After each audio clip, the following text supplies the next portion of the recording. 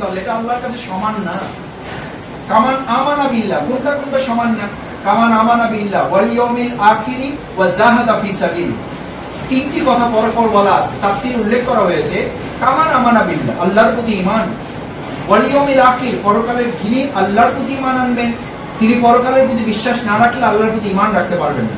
পরকালের প্রতি কেউ যদি বিশ্বাস রাখে তার এই বিশ্বাসটা প্রমাণ করার জন্য জাহাদা ফি সাবিলি, এই আল্লাহর জমিনে আল্লাহ দিন প্রতিষ্ঠার কাজে নিয়োগ হওয়া ছাড়া, এটার সাথে যে সম্পৃক্ত হওয়া ছাড়া এই উপরের দুটো ঈমান প্রমাণিত হবে না, এটা পরীক্ষায় গ্রহণযোগ্য হবে না। মুখে সে যতবারই বলুক কামান আমানা বিল্লাহ, হ্যাঁ আমি ঈমান এনেছি, ওয়াল ইয়াউমিল আখির, আমি পরকালে বিশ্বাস করি না, কোন মূল্য নেই আল্লাহর কাছে। জাহাদা ফি সাবিলিল্লাহ, যতক্ষণ পর্যন্ত দুটো ঈমানকে পাকাপোক্ত করার জন্য, প্রুভ করার জন্য, প্রমাণিত করার জন্য, পরীক্ষিত করার জন্য ময়দানে আমার সাথে আর সম্পর্ক তৈরি না হবে, ময়দানে আমি নিজেকে সম্পৃক্ত করে প্রমাণ করতে পারবো। আপনারা নিশ্চয়ই সূরা তাওবার 42, 43, 44, 45 সেখানে আল্লাহ তাআলা রাসূল সাল্লাল্লাহু আলাইহি সাল্লামকে পর্যন্ত একটি সত্য কথা বলেছেন যে আপনি সাহাবীদেরকে কেন ছুটি দিলেন। যে সাহাবীরা আপনার কাছে এসে ছুটি চাইলো ইসলামী আন্দোলনের কাজে, দিনের কাজে। দ্বিতীয় পয়েন্ট একটু ভালো করে খেয়াল করবেন আমার সম্মানিত বোনেরা, যে আমরা কোনো ক্ষেত্রে ইসলামী আন্দোলনে তো আমাদের অজুহাত থাকে, আজকে এটা হয় নাই, কালকে ওইটার জন্য পারি নাই, আজকে এটার জন্য পারি নাই, আগামীকালকেও পারবো কিনা বুঝতে পারতেছি না, একটু দোয়া করেন, আল্লাহ ভরসা, দেখা যাক ইনশাআল্লাহ। এই নানান রকম আর্টের মধ্যে আমরা, নানান রকম কৌশলের মধ্যে আমরা আমাদেরকে ফেলে দিই। এই কৌশলগুলোর মধ্যে ফেলে দিয়ে আল্লাহ তাআলা সূরা তাওবার 42, 43, 44, 45 দ্বিতীয় স্মরণ করে দেন যে আন আকিমুদ্দিনের কাজটা তোমাদের জন্য এত মৌলিক ইবাদত এবং ইবাদতের কেন্দ্রবিন্দু হওয়ার কারণে দুনিয়ার কোনো অজুহাত তো এটার ক্ষেত্রে গ্রহণযোগ্য হবেই না, দিনেরও কোনো অজুহাত এটার ক্ষেত্রে গ্রহণযোগ্য নয়। আপনাদের মনে আছে সূরা তাওবায় যে সামনে রেখে এই আয়াত নাযিল হয়েছে, সূরা তাওবায় যে দুজন সাহাবীকে সামনে রেখে এই আয়াতগুলো নাযিল হয়েছে, সেই দুজন সাহাবী কিন্তু মর্যাদাবান, গুরুত্বপূর্ণ সাহাবী। তারা ওই সমাজের সেনাপতি ছিলেন, গোত্রপতি ছিলেন। আব্দুল্লাহ ইবনে উবাই ইবনে সালুল রাদিয়াল্লাহু তাআলা আনহু মর্যাদাবান সাহাবী, হযরত যায়েদ ইবনে কায়েস রাদিয়াল্লাহু তাআলা মর্যাদাবান সাহাবী।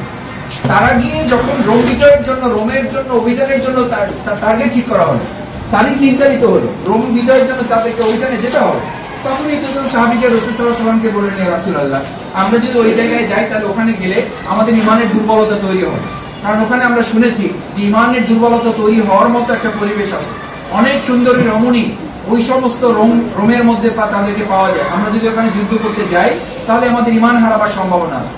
তারা নিজেরা কোরআনের ভাষায় তাদেরকে বলতে বলা হলো, আল্লাহ তাআলা আয়াত নাযিল করে বলে দিলেন যে তারা এসে আপনাকে বললো লাফতিন্নি মিনকুম, আমাদের এই ফিতনা থেকে বাঁচান। ফিতনা কিন্তু দুনিয়ার কোনো অজুহাত পেশ করা হয়নি, পেশ করা হয়েছে দ্বীনের অজুহাত, যে আমরা তাকওয়ার দিক থেকে এতটা অগ্রসর হতে চাই যে আনাকিমুদ্দিনের এই কাজ থেকে আমাদেরকে রেহাই দেন, কারণ ওখানে গেলে আমাদের ঈমান দুর্বল হয়ে যাবে, আমাদের তাকওয়া নষ্ট হয়ে যাবে। তাদের ভাষা ছিল লাফতিন্নি মিনকুম, আমাদের ফিতনা থেকে বাঁচান। আর আল্লাহ তাআলা আয়াত নাযিল করে বলে দিলেন আলা ফিল ফিতনাতি সাকাতু, হে রাসূল সাল্লাল্লাহু আলাইহি ওয়াসাল্লাম, তারা বলতেছে ফিতনা থেকে বাঁচান, আর আমি বলতেছি ফিতনা থেকে বাঁচার দরকার নেই। এই আকিমুদ্দিনের কাছ থেকে বাঁচার জন্য তারা যে অজুহাত পেশ করেছে, এটার মধ্যে দিয়ে ইতিমধ্যে তারা ফিতনার মধ্যে পড়ে গেছে, তারা অলরেডি ফিতনার মধ্যে আছে। দুটার কারণে, আকিমুদ্দিনের এই কাজে কোনো অজুহাত তৈরি করা দুনিয়ার প্রসঙ্গ দিয়ে তো জায়েজই নাই, দিনের কোনো কাজ দিয়েও আনাকিমুদ্দিনের। কারণ আপনাদের মনে আছে নিশ্চয়ই রাসূল সাল্লাল্লাহু আলাইহি ওয়াসাল্লাম এক সাহাবী ছিলেন, তাকে যখন বলা হতো অমুক যুদ্ধে আমাদের বিজয় হয়েছে, তোমার কি মনে পড়ে? এটা বলার সাথে সাথে উনি সেন্সলেস হয়ে যেতেন। সাহাবীগণ জিজ্ঞেস করতেন, আচ্ছা এই যুদ্ধে তো আমাদের বিজয় হয়েছে, আমাদের খুশি হওয়ার কথা, আনন্দিত হওয়ার কথা, তুমি যুদ্ধের কথা বললেই তোমার সেন্সলেস, তোমার জ্ঞান হারিয়ে যাও, তুমি অস্থির হয়ে যাও, পেরেশান হয়ে যাও, ঘটনাটা কি? তখন তিনি বলতেন, এই একটা যুদ্ধ, যে যুদ্ধে আমি 40 বছরে আমার যেখানে নামাজ কাজা নেই, এই যুদ্ধে আমাদের ভোর রাত 3:30টায় শুরু হয়েছে, আমাদের এখনকার দেশের টাইম অনুযায়ী রাত 8:30, সকাল 3:30টায় শুরু হয়েছে, ভোর রাত সকাল 8:30টায় শেষ হয়েছে। মাঝখানে রাসূল সাল্লাল্লাহু আলাইহি ওয়াসাল্লাম যুদ্ধের ময়দানে আমাদেরকে নামাজ পড়ার অনুমতি দেননি, আমরা নামাজ পড়ার সময় পাইনি, এবং এই এক ওয়াক্ত নামাজ আমি যুদ্ধ শেষ করে তারপর রাসূল ইমামতিতে পড়েছি।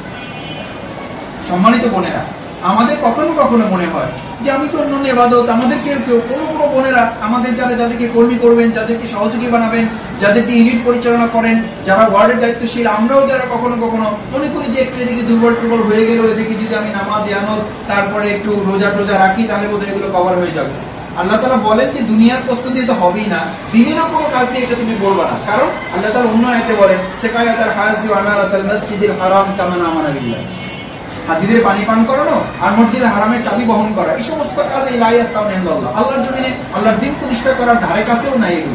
এগুলো সমান হতে পারে না, এসব কিছু সমান না, বরং ফাওয়াইলুল লিল মুসাল্লিন, ওই নামাজীদের জন্য ধ্বংস, সেই নামাজী যারা নামাজের স্পিরিট নিয়ে আল্লাহর জমিনে আল্লাহর দিন প্রতিষ্ঠা করার জন্য নিজেকে আত্মনিয়োগ না করান। আপনি কোথাও কোরআনে ফাওয়াইলুল লিল মুজাহিদিন পাবেন না, কোরআনে কোথাও এটা উল্লেখ করা হয়নি, বরং একজন সাহাবী যুদ্ধের ময়দান থেকে তার দুর্বলতা তৈরি হয়েছে, ওমর রাদিয়াল্লাহু তাআলা তার কলার ধরে আল্লাহ রাসূল সাল্লাল্লাহু আলাইহি ওয়াসাল্লামের কাছে নিয়ে গেছেন, ইয়া রাসূলুল্লাহ তার অমুক কাজে মুনাফিকের লক্ষণ লক্ষ্য করা গেছে। তিনি আল্লাহ রাসূল বলেন তুমি কি দেখেছো? বলছেন আমি দেখিনি, আমি শুনেছি। বলছে তার কলার ছেড়ে দাও, তার সম্মান রক্ষা করো, এবং সে বদরি সাহাবী, আল্লাহ তাআলা তার অপরাপর সমস্ত গুনাহ মাফ করে দিয়েছে। এরকম যদি কতগুলো উদাহরণ আপনাদের সামনে আছে, নিশ্চয়ই আপনারা জানেন। আমি যে রোজাকে আমরা এত ভালোবাসি, সেই রোজা যুদ্ধ শুরু হয়েছে, রাসূল সাল্লাল্লাহু আলাইহি ওয়াসাল্লাম সাহাবীদেরকে নির্দেশ দিলেন ফালি ইফতার, তোমরা সবাই এখন যারা রোজাদার অবস্থায় আছো তোমরা ইফতার করে ফেলো এবং রোজা ভেঙে ফেলো, রোজা ভেঙে যুদ্ধ পরিচালনা করো। এই যুদ্ধ, রোজা, নামাজ, এই সবগুলো যেখানে স্পিরিচুয়াল প্রোগ্রাম, আমাদের আধ্যাত্মিকতা বৃদ্ধি করার প্রোগ্রাম, সেখানে আল্লাহ রাসূল একজন নেতৃত্বের জায়গা থেকে বলে দিলেন তোমরা এখন রোজা ভেঙে ফেলো, আল্লাহর জমিন আল্লাহর দিন প্রতিষ্ঠা করার জন্য যুদ্ধ, তোমরা শক্তি অর্জন করো এবং এখন তোমরা খাও। হজ করতে গেলেন, বাধার মুখোমুখি হলেন, সাহাবীদেরকে তিনি ঘোষণা করে দিলেন এবার হজ নয়, এবার যুদ্ধ, যুদ্ধে বিজয় হয়ে তারপর আমরা হজ করতে আসবো, চলো এবার আমরা হজ করবো না, সিদ্ধান্ত। এখন তো আমরা হজ করে এসে বলি যে আমি আর এইসব ঝামেলার মধ্যে ভাই নাই, আমি কাবাগর থেকে ওয়াদা করে আসছি যে আমি আর কোনো ঝামেলার মধ্যে, আমি আর রাজনীতির মধ্যে নাই। দেখেন কত বড় অদ্ভুত জগতে আমরা বসবাস করি। সেই জগতে যারা গণপরিষদ শুরু, আমি এতগুলো কথা বোনরা আপনারা ভুল মেসেজ নেবেন না, আমি এগুলো আপনাদের জন্য বলছি না, আমি এগুলো বলছি আপনারা যে ময়দানে কাজ করেন সে ময়দানটা কত জটিল, তাহলে যেই ময়দান যত জটিল সেই ময়দানে ডাক্তারদের ভূমিকাটা কি হবে। আপনি দেখবেন প্রায় আমাদের সরকার, বৈধ হোক আর অবৈধ হোক, তারা হঠাৎ হঠাৎ ঘোষণা করে এবছর ডাক্তারদের ছুটি ক্যান্সেল, হসপিটালগুলো জরুরি অবস্থা, কখন? যখন রোগীর সংখ্যা বেড়ে যায়। আপনি আমি যে সমাজে বাস করি, একটু বলেন তো 30 সেকেন্ড যদি চোখ বন্ধ করে হিসাব করেন, তাহলে ইমানের দিক বিবেচনায়, নৈতিকতার দিক বিবেচনায়, ইসলামের দিক বিবেচনায়, জাহিলিয়াতের দিক বিবেচনায়, সমস্ত দিক বিবেচনায় তো আমাদের সমাজে এখন আসলে কি জারি হয়ে গেছে? কি জারি হয়ে গেছে বলেন? জরুরি অবস্থা জারি হয়ে গেছে। ইমানের দিক থেকে জরুরি অবস্থা। আপনার সন্তান ইমানের উপর টিকতে পারবে কি পারবেন আপনি জানেন না। আল্লাহ রাসূলের সেই হাদিসটা এখন আমাদের সামনে, যে হাদিসে স্পষ্ট উল্লেখ করা হয়েছে সকালে ইমান নিয়ে বের হবে, সন্ধ্যায় ইমান ছাড়া বের হবে, বলবে সন্ধ্যায় তুমি ইমান নিয়ে ঘুমাবে, সকালবেলা ইমান ছাড়া কুফরি অবস্থায় জাগবে। আমি তো সেই হাদিস এখন আমাদের সামনে দেখতে পাচ্ছি। আল্লাহ রাসূলের সেই হাদিস, যে হাদিসে নামাজীদের জন্য বলা হয়েছে মাসাজিদুহুম আমিরাতুন, মসজিদগুলো মুসল্লিতে পরিপূর্ণ থাকবে, এবং সেখানে তোমরা মেয়েদেরকেও দেখবে যে মেয়েরা পুরুষরা একত্রিত হয়ে তারা মসজিদগুলো পরিপূর্ণ করে ফেলছে। ওয়াহিয়া খারাবু মিনাল বিদা, অথচ ওই সমস্ত মসজিদে হেদায়েতের সেটাফোটাও খুঁজে পাবে না। ওয়ালাইসা ফিহিল মুমিন, এই সমস্ত মুসল্লিদের মধ্যে একজন ইমানদার খুঁজে পাওয়া যাবে না।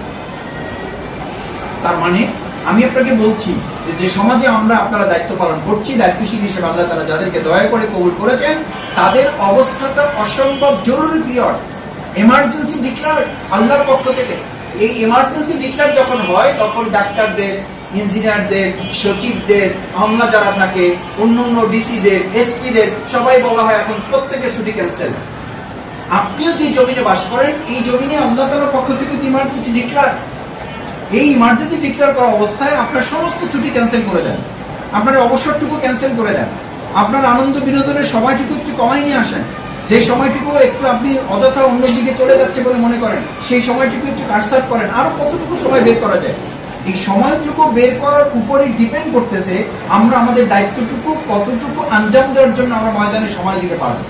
আমি প্রথমে আপনাদেরকে যে কথাটা বলেছি, নাম্বার 1 হচ্ছে আকিমুদ্দিন হচ্ছে কি মৌলিক ইবাদত, নাম্বার 2 হচ্ছে এই মৌলিক ইবাদতের ক্ষেত্রে দুনিয়ার কোনো ওজর যেমন পেশ করা যায় না, দিনেরও কোনো ওজর পেশ করে আকিমুদ্দিনের কাছ থেকে রুখসত পাওয়ার সুযোগ থাকে না। কারণ ওই সাহাবীরা যদি সুযোগ পেতেন, রাসূল সাল্লাল্লাহু আলাইহি ওয়াসাল্লামকে আল্লাহ তাআলা বললেন লিমা আজিনতা লাহুম, হে মুহাম্মদ আপনি কেন ছুটি দিলেন তাদেরকে? হাত্তা ইয়াতাবায়্যানা লাকাল্লাযিনা সাদাকু ওয়া তাআলামাল কাযিবিন, তারা নামাজি ছিল, তারা রোজাদার ছিল, তারা রাসূল সাল্লাল্লাহু আলাইহি ওয়াসাল্লামের পিছনে ফার্স্ট কাতারে নামাজ পড়তেন, তারা হাজী ছিল, সবকিছুই তাদের ঠিক ছিল, এমনকি ইতিপূর্বে সমস্ত যুদ্ধেও তারা অংশগ্রহণ করেছেন। তাদের প্রসঙ্গে কেন আল্লাহ তাআলা বলতে গেলেন লিমা আজিনতা লাহুম, কেন ছুটি দিলেন? হাত্তা ইয়াতাবায়্যানা লাকাল্লাযিনা সাদাকু ওয়া তা'লামাল কাযিবিন, আপনি জানতেই পারলেন না তারা তাদের ঈমানের দাবিতে কতটুকু সত্যবাদী কতটুকু মিথ্যাবাদী। আপনি বলুন আপনারা যে এই সত্যবাদী এবং মিথ্যাবাদীর প্রসঙ্গ কি নামাজের উপর ভিত্তি করে তৈরি হয়েছে, রোজার উপরে ভিত্তি করে তৈরি হয়েছে, হজের উপরে ভিত্তি করে তৈরি হয়েছে? আল্লাহ তাআলা এই কোশ্চেন কি অন্য কালেমার উপরে ভিত্তি করে তৈরি করেছেন? না, এটার উপরে তৈরি করেছেন যে কেন তারা রোম অভিযানে আপনার সাথে অংশগ্রহণ করার ক্ষেত্রে দুনিয়ার অজুহাত দেয়নি, কিন্তু দিনের অজুহাত দিয়েও তারা কেন আপনার কাছ থেকে তারা ছুটি চাইল? আপনি ওরা কেন ছুটি দিলেন? আফাল্লাহু আনকা, এবার মাফ করে দিলাম আপনাকে। আমি মাঝে মধ্যে আমাদের ভাইদের বলি যে আমরা ছুটিটি দিলেন, ছুটি না দিলে আপনারা আমাদের মাফ করেন না, যে এখন দায়িত্বশীল আগের মতো আর নাই, ছুটি চাইলে ছুটি পাওয়া যায় না, যেহেতু পাওয়া যায় না এই জন্য প্রোগ্রামই আর যায় না। তো যদি আপনি একটা লজিক ঠিক করেন যে আগে জামাতের দায়িত্বশীলরা বা আমাদের মুরব্বীরা আলহামদুলিল্লাহ ছুটি চাইলেই ছুটি পাওয়া যেত বা ছুটি চাওয়ার একটা ইয়ে ছিল, এখন আসলে সেই আগের মতো আর নাই, এখন ছুটি কেমন একটা দিতেই চায় না, বর্ডার একটু টাইট হয়ে গেছে, বাইরেও বেশি করা হয়ে গেছে। তা আমি বলি যে ভাই এখানে দেখেন আল্লাহ তাআলা রাসূল সাল্লাল্লাহু আলাইহি ওয়াসাল্লাম এরকম একটা সরল মন নিয়ে তিনি সাহাবী দুজনকে ছুটি দিয়ে দিলেন, আল্লাহ তাআলা তাকে তাহলে এত কঠিন কথাটা কেন বললেন? লিমা আজিনতা লাহুম, কেন ছুটি দিলেন? হাত্তা ইয়াতাবায়্যানা লাকাল্লাযিনা সাদাকু ওয়া তা'লামাল কাযিবিন, আপনি জানতেই পারলেন না ঈমানের দাবিতে কে সত্যবাদী কে মিথ্যাবাদী? ঈমানের দাবিতে সত্যবাদী না মিথ্যাবাদীটা প্রমাণ করার জন্য নামাজ, রোজা, হজ, যাকাতকে প্র্যাকটিক্যাল বলা হয়েছে। প্র্যাকটিক্যাল বলা হয়েছে যুদ্ধের ময়দানে আকিমুদ্দিনের কাজে অংশগ্রহণ করা। সেজন্য দ্বিতীয় পয়েন্ট হচ্ছে যে দুনিয়ার কোনো অজুহাত তো নয়, দিনেরও কোনো অজুহাত পেশ করা আমাদের জন্য বৈধ না। এরপরে শরীয়ত অজুহাত থাকলে নিশ্চয়ই আপনি বলবেন, বিশেষ করে আমাদের বোনদের ক্ষেত্রে সেগুলো ইসলাম অত্যন্ত পরিষ্কারভাবে আমাদের সামনে তুলে ধরে। আলহামদুলিল্লাহ সেই প্রসঙ্গ সামনে রেখে আব্দুল্লাহ ইবনে জামুর রাদিয়াল্লাহু তাআলার প্রসঙ্গ যদি আমরা সামনে নিয়ে আসি, হযরত খাদিজা রাদিয়াল্লাহু তাআলা আনহা, আপনারা যারা সৌদি আরবে মক্কায় গিয়েছেন অথবা আল্লাহ তাদেরকে নিবেন, আল্লাহ যেন আমাদের প্রত্যেককে ওখানে নেওয়ার তৌফিক দান করেন। যারা গিয়েছেন নিশ্চিত তারা জানবেন অথবা শুনবেন অথবা টেলিভিশনে আপনারা দেখেন, যেই জায়গায় আল্লাহ রাসূল সাল্লাল্লাহু আলাইহি ওয়াসাল্লাম ধ্যানে বসেছিলেন আল্লাহর কাছ থেকে গাইডলাইন পাওয়ার জন্য, সেই জায়গায় এখন একজন সামর্থ্যবান লোকের পৌঁছতে হলে কমপক্ষে 3.5 থেকে 4 ঘন্টা টাইম লাগে, মাঝখানে কমপক্ষে 6 থেকে 7 বার তাকে রেস্ট নিতে হবে। ওরকম জায়গায় হযরত খাদিজা রাদিয়াল্লাহু তাআলা আনহা সকাল সন্ধ্যা 2 বার রাসূল সাল্লাল্লাহু আলাইহি ওয়াসাল্লামকে খাবার পৌঁছাতেন। আমি আমার স্ত্রীকে নিয়ে একবার ওখানে যাওয়ার সুযোগ আল্লাহ তাআলা দিয়েছেন। আমি তাকে নিয়ে শুধু দেখতে গিয়েছিলাম যে উঠার সাহস তো নাই, মানে ওখানে কোনো বন্দি নিয়ে উঠতে গেলে ওখানে যারা পাহারায় থাকেন তার আগেই বলে দেন যে ভাইয়েরা চাইলে উঠতে পারলে পারতেও পারেন, তাও কনফার্ম না, বোনরা অসম্ভব, চিন্তাও করেন না। তো ওরাই তখন বলে যে এই রাস্তা যেটা ওঠার জন্য পাহাড়ে, এই রাস্তাটা অনেক ডেভেলপ করা হয়েছে, অনেক আধুনিক করা হয়েছে, মাঝখানে বসার জায়গা করা হয়েছে, ছোট ছোট টি স্টল বসাই দেওয়া হয়েছে পানি পান করার জন্য, খাওয়ার জন্য, ঠান্ডা খাওয়ার জন্য। সব করে দেওয়ার পরও 3 থেকে 3.5 ঘন্টা পর একজন মানুষ গিয়ে ওখানে উঠতে পারে, আর মহিলারা উঠতেই পারে না। আর আমাদের খাদিজা রাদিয়াল্লাহু তাআলা আনহা সকাল সন্ধ্যা ওরকম একটা কঙ্কর বিছানো পথে 2 বার তিনি খাবার পৌঁছাতেন। আমি ওই জায়গায় গিয়ে আমার চোখের পানি আমি ধরে রাখতে পারিনি। আমি আমার স্ত্রীকে বললাম, দেখো একজন মহিলা রাসূল সাল্লাল্লাহু আলাইহি ওয়াসাল্লামের জন্য তার এই দিনে, তখন কিন্তু তিনি ইসলাম কবুলই করেন নাই, তিনি ইসলামও কবুল করেন নাই, শুধু মানবতার দিক সামনে রেখেছে। এটা একটা ভালো কাজ, এটা সৎ কাজ, এটা একটা কল্যাণের কাজ। এই কল্যাণের কাজটাকে তিনি এত মজবুত ভাবে নিয়েছেন। আর আমরা আল্লাহর দ্বীনের একটা নির্দেশ পালনের জন্য আমি তুমি কি করতে পারি, আমরা কি করতে পারছি, সেই জন্য রাসূল সাল্লাল্লাহু আলাইহি ওয়াসাল্লামের এই ভূমিকাগুলো দেখবেন। আব্দুল্লাহ ইবনে জামুর রাদিয়াল্লাহু তাআলা তার কিন্তু ইয়া ছিল, অজুহাত ছিল, তার ওজর ছিল, তার একটা পা কাটা ছিল সেই জন্মগতভাবেই। অথচ আব্দুল্লাহ ইবনে জামুর রাদিয়াল্লাহু তাআলা তাকে যখন বলা হলো যুদ্ধের ডাকে এসেছে, তিনি বলেন আমার সন্তানকে ডাকো। 2 সন্তানকে ডাকছে, উটের পিঠে তাকে বাঁধছে ভালো করে রশি দিয়া, বাইদা তারপর রাসূল সাল্লাল্লাহু আলাইহি ওয়াসাল্লামের সামনে হাজির করছে, ইয়া রাসূলুল্লাহ আমি যুদ্ধে যাব, কারণ আমি যে বয়সে ইসলাম কবুল করেছি, এই বয়সে ইসলাম কবুল করে আমল করে আমি এখন জান্নাতে যেতে পারবো। আমি ইসলামই কবুল করেছি 70 বছর বয়সে, এখন আমি বাঁচবো কয়েকদিন, আমল করবো কি, আর সেই আমল দিয়ে আমি জান্নাতে যাওয়ার আশা করি না। আমার এখন আশা হচ্ছে আমি যুদ্ধে যাব, শহীদ হবো, আমি আল্লাহর কাছে গিয়ে যাবো, বিনা হিসাবে জান্নাতে যেতে চাই।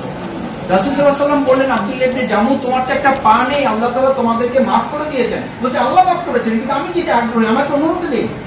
বলছে তুমি কিভাবে যাবে? বলছে এই যে দেখেন আমার সন্তানদেরকে আমি আমার 2 পা ভালো করে উটের সাথে বেঁধেছি যাতে আমি পড়ে না যাই।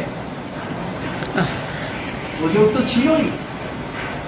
আপনি আরো ভালো করে জানার কথা, আমাদের কাদিসিয়ার যুদ্ধে যে অন্ধ সাহাবী, কি নাম, যে অন্ধ সাহাবী নিজে কাদিসিয়ার যুদ্ধে অংশগ্রহণ করেছেন এবং তার অন্ধ হওয়ার কারণে তার ছিল যুদ্ধ থেকে যাওয়ার অনুমতি ছিল, যে যুদ্ধে যাওয়ার দরকার নেই আপনার, অথচ তিনি সেই যুদ্ধে অংশগ্রহণ করে রাসূল সাল্লাল্লাহু আলাইহি ওয়াসাল্লাম সামনে গিয়ে বলেন, ইয়া রাসূলুল্লাহ, আমার যদি চোখ থাকতো তাহলে আমার তিনটা সমস্যা, আমার চোখ নাই, তিনটা সুবিধা, সমস্যা এবং সুবিধা যে আমার সুবিধা হবে, আমার চোখ নাই, আমি আমার শত্রুকে দেখতে পাবো, আর যেহেতু আমার চোখ নাই আমার পালাবার চিন্তাও হবে না। তৃতীয় হলো, যতক্ষণ আমার জীবন থাকবে ততক্ষণ আমার হাত পা সব কেটে ফেললেও আমি আমার এই দাঁত দিয়ে কলেমার পতাকাটা উচ্চকিত করে তুলে ধরবো। সম্মানিত বোনেরা, অজিবত চাইলে আপনি আমি দিতেই তো পারি, দুনিয়ার জগতে হয়তো আমার রুখসত হয়ে গেল, কিন্তু এটি এমন একটি পথ, এমন একটি নিয়ামত, যে নিয়ামতকে আল্লাহ তাআলা আমাদেরকে দিয়েছেন তার সান্নিধ্য পাওয়ার জন্য, জান্নাত লাভের জন্য, বিনা হিসাবে মুক্তির জন্য। কিন্তু সেই পথটি কত ভালোভাবে কাজে লাগানো যায় সেটার জন্য আমাদের পেরেশান হওয়া জরুরি।